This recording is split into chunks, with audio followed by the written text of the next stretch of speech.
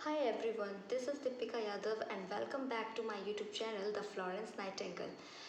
In my last video जो हमने discuss किया था पेरिनियम के बारे में, टू टाइप्स के एनाटॉमिकल पेरिनियम और दूसरा था ऑब्स्टेट्रिकल पेरिनियम। एनाटॉमिकल जो पेरिनियम था उसके बारे में हमने पढ़ लिया था। तो जो आज हमें स्टार्ट करना है वो है सेकेंड कौन सा? Obstetrical perineum. क्या होता है ये? ठीक है, ये जो पेरिनियम है ऑब्स्टेट्रिकल, ये कहाँ पे मतलब कि प्रेजेंट होता है? तो मतलब जो इसकी मतलब जो प्रेजेंट है कहाँ पे होता है? तो ये विजाइनल ओपनिंग और जो एनल ओपनिंग होती है ना, उसके बीच में प्रेजेंट होता है ये obstetrical perineum. It is that part of anatomical perineum which lies between the vaginal opening and the anal opening. ठीक है, इसका साइज़ क्या होता है? साइज़ होता है इसका 4x4 सेंटीमीटर, इसका जो साइज़ है। ठीक है, अदर नेम और इसके हम एक और नाम से इसको हम प्रोनाउंस करते हैं, पेरिनियल बॉडी से। ठीक है, सिग्निफिकेंस क्या है इसका? During delivery of fetal head perineal support is given in this area. ठीक है, डिलीवरी के टाइम पे पेरिनियल सपोर्ट दिया जाता है इस एरिया में। ओके, दूसरा पॉइंट है perennial tier means tier in this area. Okay, and third is episiotomy. क्या हुआ? ये सर्जिकली प्लान्ड इंसिजन है is given in this area. ठीक है, इंसिजन करते हैं इस एरिया में। ओके, ये था इसके बारे में। अब कौन कौन सी मसल्स हैं विच फॉर्म द पेरिनियम? अब हम उन मसल्स के बारे में बात करेंगे जिनसे पेरिनियम डेवलप होती है या बनती है। ठीक है, फॉर्मेशन ऑफ पेरिनियम में कौन सी मसल्स इन्वॉल्व हैं? तो इसमें देखो, सबसे टॉपिक है प्यूबोसिम्फाइसिस, वो एक जंक्शन था। ठीक है, देन उसके नीचे एक ओपनिंग है यूरेथ्रा, उसके बाद वेजाइनल ओपनिंग है, साइड में दो यू शेप्ड से जो बने हैं डायग्राम में, वो उनको हम क्या बोलते हैं? इस्ट्रियल ट्यूबरोसिटी बोलते हैं। ठीक है, उसके बाद उसी के जस्ट नीचे बीच में ग्रीन कलर है, जो येलो पोर्शन है वो क्या है? पेरिनियल बॉडी है, ऑब्स्टेट्रिकल पेरिनियम। ठीक है, ये जिसके बारे में हम पढ़ रहे थे अभी से पहले। इसके बाद ये जो ग्रीन क्रॉस जो एक नेट टाइप जो डायग्राम में बना है वो क्या है? Superficial transverse perineal muscles, deep transverse perineal muscles, and then उसके बाद है पिंक कलर से एनल ओपनिंग, एंड उसके नीचे क्या है? कोकिक्स। ये डायग्राम थे। एंड ये जो वेजाइना ओपनिंग थी, इसके ऊपर जो रेड कलर का जो सर्कल है वो क्या है? बल्बोस्पॉन्जियोसिस। ठीक है, ये सारे क्या थे? मसल्स थे जिनसे पेरिनियम फॉर्मेशन होता है। अब यहाँ पे हम थोड़ा प्रॉपर देखेंगे। तो देखो, मसल्स ऑफ पेरिनियम कौन कौन सी हैं? बल्बोस्पॉन्जियोसिस, ठीक है, superficial transverse perineal muscles, deep transverse perineal muscles, external anal sphincter muscles, and fifth है यूरिनरी स्फिंक्टर मसल्स। ठीक है, अब क्वेश्चंस देखो किस टाइप से मतलब आ सकता है या पूछे जाते हैं कि मसल्स विच कट ड्यूरिंग एपियोजिटमी, वो कौन सी मसल्स हैं जो एपियोजिटमी के टाइम पे विच कट ड्यूरिंग मतलब एपियोजिटमी के टाइम पे कट करी जाती है। ठीक है, muscles attach to the perineal body, वो कौन सी मसल्स हैं जो पेरिनियल बॉडी से अटैच होती हैं। And muscles support the uterus, वो कौन सी ऐसी मसल्स हैं जो यूट्रस को सपोर्ट करती हैं। तो जब भी ये तीन इस टाइप में जब क्वेश्चन आए तो इनका आंसर यही सेम है। कौन सा? ये जितने भी मसल्स हैं ना पेरिनियम की, इन तीनों क्वेश्चंस के आंसर यही है। ये जो मसल्स है पेरिनियम की सारी, ओके, ये 5 एंड प्लस में लेवेटर एनाई मसल्स।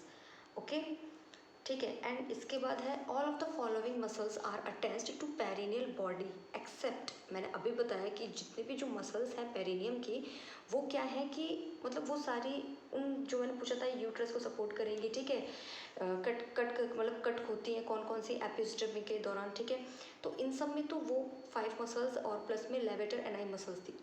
बट इसमें पूछा है कि एक्सेप्ट मतलब कि कौन सी है जो नहीं है, मतलब कि उनसे जो अलग है, उनमें इन्वॉल्व नहीं है, वो कौन सी है? इस्चियोकोकिजियस मसल्स, जिसका हम सिर्फ कोकिजियस भी बोल सकते हैं। ठीक है, ओके, तो ये दो क्वेश्चंस थे। All of the following muscles are attached to perineal body except all of the following muscles are cut during episiotomy except. तो इन दोनों ही जब ऐसे क्वेश्चन आए तो उसमें क्या है? इस्चियोकोकिजियस मसल्स। ठीक है, अब इसके बाद नोट वही सेम चीज़ दोबारा रिपीट करूँगी कि name the muscles which support the uterus, वो कौन सी मसल्स हैं जो यूट्रस को सपोर्ट करती हैं। ये क्यों बार बार रिपीट कर रही हूँ? ताकि आपको ये चीज़ याद रहे, ये इंपॉर्टेंट है। ठीक है, ओके, ये पता होना चाहिए। तो name the muscles which support the uterus, वो कौन सी मसल्स हैं जो यूट्रस को सपोर्ट करती हैं, वो कौन सी ऐसी मसल्स हैं जो कट करते हैं विद एपियोजिटमी से, एंड वो कौन सी मसल्स हैं जो अटैच्ड है किससे, पेरिनियल बॉडी से।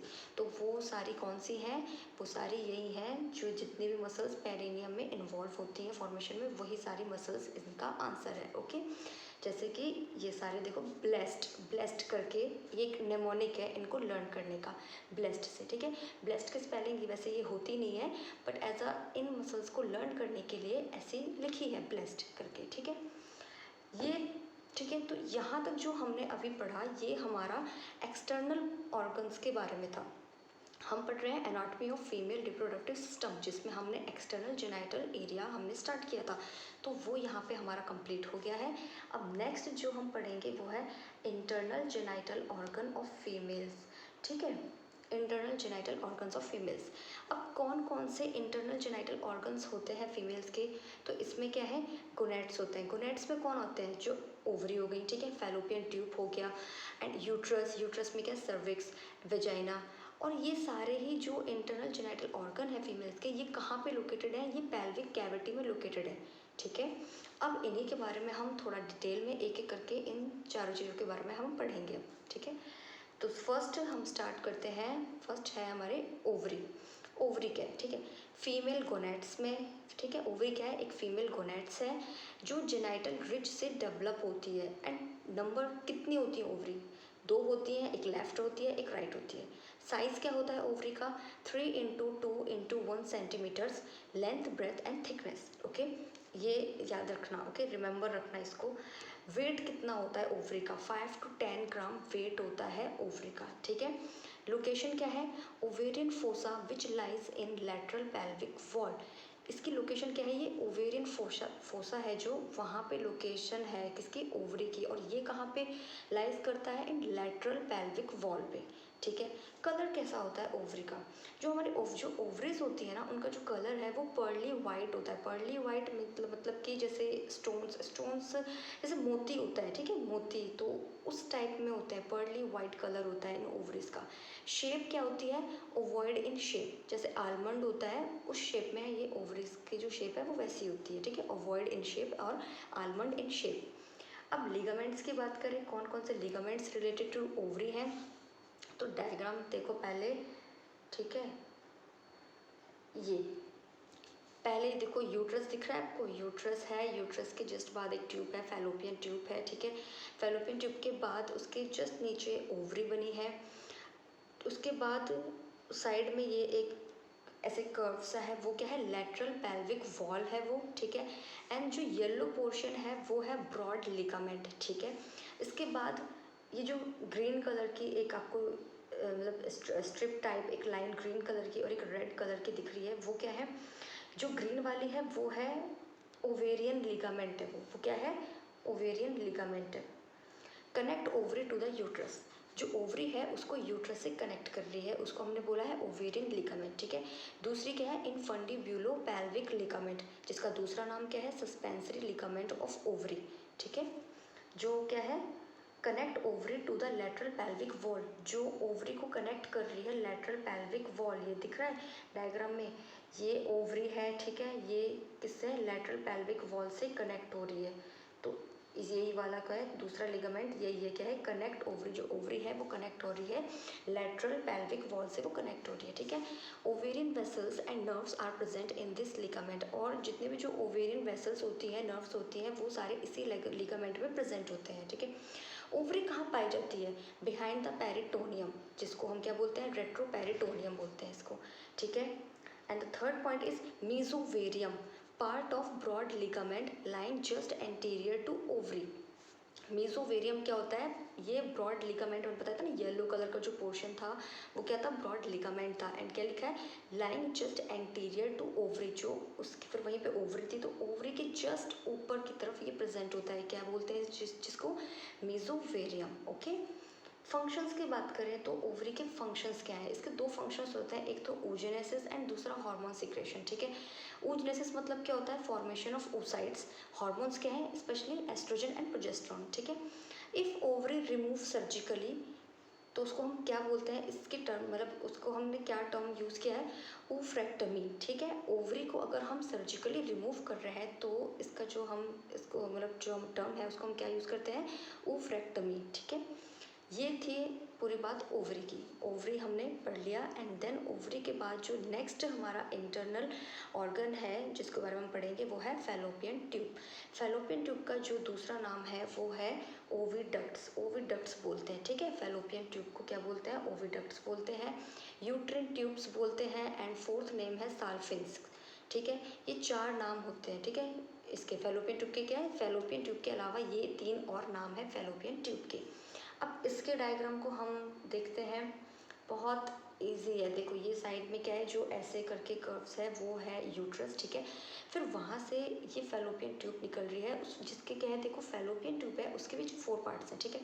पहला क्या है, इंट्राम्यूरल पार्ट, जिसका दूसरा नाम है इंटरस्टिशियल पार्ट, ठीक है, जो ब्लू लाइन से है। दूसरा येलो पोर्शन जो है बीच में वो क्या है, इस्थमस हो गया।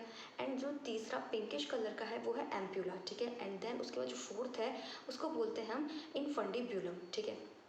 अब ये प्रॉक्सिमल और डिस्टल टू द यूट्रस मतलब क्या है, इंट्राम्यूरल पार्ट जो है ना वो प्रॉक्सिमल है किसके, यूट्रस के। यूट्रस के सबसे पास में कौन सा है, इंट्राम्यूरल पार्ट ही तो है। एंड यूट्रस से जो दूर है वो है इनफंडिब्यूलम, डिस्टल, ठीक है। तो from proximal to distal, okay, इस टाइप से। एंड देन फिर नीचे ये ओवरी है एंड ये इनफंडिब्यूलम में जो नीचे क्या है, फिंगर लाइक प्रोजेक्शंस है, फेम्ब्रिया बोलते हैं। एंड देन उसके नीचे फिर ओवरी हो गई, ठीक है। ये थे फैलोपियन ट्यूब एंड उसके 4 पार्ट्स जो हमने पढ़े अभी। इसके बाद लेंथ क्या होती है, फैलोपियन ट्यूब जो होती है ना उसकी लेंथ होती है 10 to 12 सेंटीमीटर। एंड अगर इंचेस में बात करें तो 4 इंचेस, ठीक है। डिराइव्ड कहाँ से डिराइव्ड हुई है ये फैलोपियन ट्यूब, मुलेनर डक्ट से। ये एक डक्ट है मुलेनर डक्ट, यहाँ से डिराइव्ड हुई है फैलोपियन ट्यूब। लाइनिंग एपिथेलियम की अगर बात करें तो इसकी जो लाइनिंग एपिथेलियम है किसकी, फैलोपियन ट्यूब की, तो वो क्या है, सीलिएटेड कॉलमनर एपिथेलियम, ठीक है। डायग्राम दिख रहे हो आप, ये देखो, ये जो ऐसे करके कर्व्स करके बने हैं वो क्या है, कॉलमनर सेल्स हैं। एंड देन उसके ऊपर सीलिया बने हुए हैं। एंड बीच में जो ऑरेंज कलर से है वो क्या है, peg cells. Remember that peg cells are seen in fallopian tube, ठीक है। ये जो पैक सेल्स है ना ये फैलोपियन ट्यूब में देखने को मिलती है। अब जो ऊपर सीलिया है ना, इनके फंक्शंस की बात करें तो इनके फंक्शंस क्या होते हैं सीलिया के, to push the sperm towards the ovum. वैसे तो स्पर्म में खुद भी मोटिलिटी होती है, वो मूव करता है, बट सीलिया काफ़ी हद तक हेल्प करता है स्पर्म की ओवा तक मूव करने में, ठीक है। When fertilisation occur then to push zygote toward the uterine cavity. दूसरा ये है कि फर्टिलाइजेशन, ठीक है, हो गया। एंड देन उसके बाद जो जाइगोट है उसको यूट्रिन कैविटी तक पहुंचाने के लिए, पुश करने के लिए भी हेल्प करता है कौन, सीलिया। तो ये 2 फंक्शंस थे किसके, सीलिया के। And now we are talking about the clinical concept. तो there are few females in whom cilia become immotile can't move. अब इसमें है कि ऐसा भी देखा गया है कि कुछ फीमेल्स हैं जिनमें क्या होता है, जो सीलिया होता है वो कैसा, इमोटाइल होता है, मतलब कि वो मूव नहीं करता, ठीक है, मूव नहीं करवा पाता या मूव नहीं करता, कांट मूव, जिसको हमने क्या बोला है, इस कॉल्ड इज कार्टी-जेनर सिंड्रोम। इसको हम क्या बोलते हैं, कार्टी-जेनर सिंड्रोम, ठीक है। जिसके अंदर 2 चीज़ें हैं, क्या है, स्पर्म कांट मूव टुवर्ड ओवा। पहला तो ये कि अगर वो इमोटाइल है सीलिया तो उससे क्या होगा कि जो स्पर्म है वो ओवा तक मूव कर नहीं पाएगा। एंड अगर वो ओवा तक मूव नहीं करेगा तो उससे क्या होगा, इनफर्टिलिटी हो जाएगी। दूसरा ये है कि zygote can't move toward uterine cavity and it implants in fallopian tube, ठीक है। चलो ठीक है, फर्टिलाइजेशन हो भी गया, बट जो जाइगोट है ना वो यूट्रिन कैविटी तक मूव ही नहीं कर पाएगा। एंड वो कहाँ पे इम्प्लांट हो जाएगा, वो फैलोपियन ट्यूब के अंदर ही इम्प्लांट हो जाएगा, कौन, जाइगोट। तो इस टाइप की जो प्रेगनेंसी होती है ना, कि यूट्रस की जगह वो एक ट्यूब में आके जाइगोट मतलब इम्प्लांट हो गया है एंड वहाँ पे प्रेगनेंसी फिर स्टार्ट हो गई है, तो ऐसी प्रेगनेंसी को हम क्या बोलते हैं, एक्टोपिक प्रेगनेंसी बोलते हैं, ओके। इसके बाद अब हम देखते हैं parts of fallopian tubes from medial to lateral, वही पास से दूर, ठीक है, ओके। तो पार्ट्स ऑफ फैलोपियन ट्यूब में अगर हम बात करें अब, तो वही देखो 4 पार्ट्स मैंने डायग्राम में आपको शो करे थे। पहला क्या था, इंट्राम्यूरल पार्ट। दूसरा येलो पोर्शन में जो था बीच में वो था इस्थमस था। एंड देन पिंकिश कलर में था वो एम्प्यूला था। एंड देन उसके नीचे फिर क्या था, इन्फंडिब्यूलम जो ग्रीनिश कलर में था। तो ये 4 पार्ट्स थे हमारे किसके, फैलोपियन ट्यूब के। अब इनके बारे में थोड़ा और डिटेल में इस टेबल में है जो हम करेंगे, इम्पॉर्टेंट है और टफ नहीं है, इजी है, एक एक करके देखते चलते हैं। हम एक्सप्लेन करती जाती हूँ मैं आपको, ठीक है। तो इंट्राम्यूरल पार्ट की पहले हम बात करते हैं। दूसरा नाम मैंने बताया था आपको क्या है, इंटरस्टिशियल पार्ट, ठीक है। मीडियल मोस्ट क्यों है, क्योंकि ये यूट्रस के सबसे पास में है, इसलिए बोला है मीडियल मोस्ट। अब 1.2.5 सेंटीमीटर लॉन्ग होते हैं ये, ठीक है। इनकी वाइड कितने वाइड होते हैं, तो 1 मिलीमीटर क्या है, 1 mm वाइड होते हैं। नैरोवेस्ट पार्ट ऑफ ट्यूब, और ये सबसे ज़्यादा नैरोवेस्ट होते हैं, ठीक है, जिनको हम क्या बोलते हैं, एनाटॉमिकल स्फिंक्टर बोलते हैं। It opens in the uterus at the कॉर्नुआ और यूट्रिन एंगल, और ये कहाँ पे ओपन होते हैं, यूट्रस के कॉर्नुआ और या फिर यूट्रिन एंगल में ये ओपन होते हैं, ठीक है। ये तो बात थी किसकी, इंट्राम्यूरल पार्ट की। अब दूसरी जो सेकेंड हम बात करेंगे वो है इस्थमस की। Second part of tube, fallopian tube का दूसरा पार्ट है, ठीक है, कौन, इस्थमस। 2.5 सेंटीमीटर ये लॉन्ग होते हैं, एंड जो इनकी विड्थ है वो कितनी है, 2 mm इनकी विड्थ है, एंड सेकेंड नैरोवेस्ट पार्ट है, और ये दूसरे नैरोवेस्ट पार्ट है, ठीक है। और इनको हम क्या बोलते हैं, फिजियोलॉजिकल स्फिंक्टर हम इनको बोलते हैं। In tubal ligation isthmus is cut, और क्या होता है कि जो ट्यूबल लाइगेशन होते हैं ना, उसमें हम इस्थमस को कट कर देते हैं। अब ट्यूबल लाइगेशन क्या होता है, तो ट्यूबल लाइगेशन में ये देखो, ये क्या होता है कि permanent method of contraception in females में परमानेंट मेथड है ये, एक मतलब किस चीज़ के लिए, कॉन्ट्रासेप्शन के लिए। किसमें क्या करते हैं कि इस्थमस लूप को हम बनाते हैं, ठीक है, मेड करते हैं, isthmus loop made and then cut, okay. And इस टेक्निक को क्या बोला है, पोमेरॉय टेक्निक, ओके। ये था ट्यूबल लाइगेशन। इसके बाद जो नेक्स्ट थर्ड है वो है ampulla, third part of the tube. इसकी जो ये क्या है, सबसे ज़्यादा लॉन्गेस्ट पार्ट है, 5 सेंटीमीटर लॉन्ग है ये, ठीक है, एंड सबसे ज़्यादा वाइडेस्ट भी है, कितना, 4 mm wide. Fertilisation occurs in ampulla, जो फर्टिलाइजेशन होता है वो कहाँ पे अकर होता है, एम्प्यूला में होता है। And most common site for ectopic pregnancy, जो फर्टिलाइजेशन है वो कहाँ पे अकर हो रहा है, एम्प्यूला में होता है। एंड जो मोस्ट कॉमन साइट है किसके लिए, एक्टोपिक प्रेगनेंसी के लिए ये, ठीक है। Most common site for genital TB infection, and ये सबसे ज़्यादा मोस्ट कॉमन साइट है किसके लिए, जेनाइटल टीबी इन्फेक्शंस के लिए, ओके। तो ये थी थर्ड बात जो हमने, थर्ड पार्ट जो हमने पढ़ा, ampulla. And now we are going to talk about the infundibulum, okay. तो ये क्या है, most lateral part of tube, ये मोस्ट लेटरल पार्ट है ट्यूब का, ठीक है। 1.25 सेंटीमीटर लॉन्ग होते हैं, हैज़ फिंगर लाइक प्रोजेक्शंस, बिल्कुल इनमें फिंगर लाइक प्रोजेक्शंस होते हैं, जिसको हम फिम्ब्रियल बोलते हैं। थिकनेस क्या है, विड्थ बोल दो या थिकनेस बोल दो, ठीक है। इनफंडिब्यूलम कितना, 2 to 3 mm, फिम्ब्रिया 6 mm, ठीक है, मतलब मिलीमीटर, mm मतलब। One of the fimbria becomes very long and is connect to ovary called as ovarian fimbrium, ठीक है। वन, इसमें क्या है कि वन ऑफ द फिम्ब्रिया, मतलब कि जो ऐसे फैलोपियन ट्यूब थी एंड नीचे जो फिम्ब्रियल्स थे ना, तो उनमें से कोई एक फिम्ब्रिया जो होगी ना, वो क्या होगी, वो बहुत ज़्यादा लॉन्ग होगी, ठीक है। And is connect to ovary, और वो ओवरी से कनेक्ट होगी, जिसको हम क्या बोलते हैं, ओवेरियन फिम्ब्रिया, ठीक है। तो ये था हमारे किसके बारे में, पार्ट्स ऑफ फैलोपियन ट्यूब। तो पार्ट्स ऑफ फैलोपियन ट्यूब हमने पढ़ लिया है, ओके। इसके आगे के नेक्स्ट क्लास हम अपने नेक्स्ट वीडियो में कम आगे कंटिन्यू करेंगे। सो आज के लिए इतना ही, एंड आई होप आपको मेरा ये लेक्चर, मेरी ये वीडियो आपको अच्छी लगी हो, समझ में आई हो। तो मेरे इस वीडियो को आप लाइक करें, एंड जितना हो सके इसको शेयर करें, एंड सब्सक्राइब करें मेरे चैनल को। Thank you.